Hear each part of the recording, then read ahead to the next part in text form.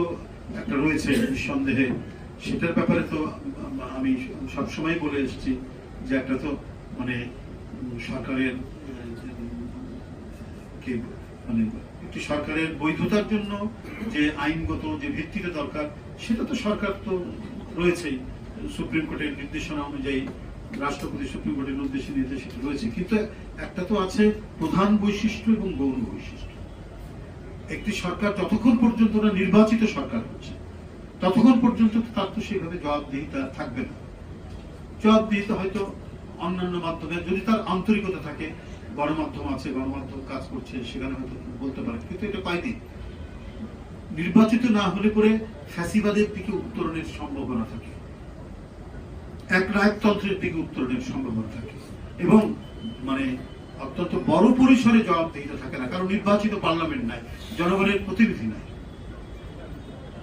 সেই বিষয়টাই আমি বলতে চেয়েছি। ধন্যবাদ।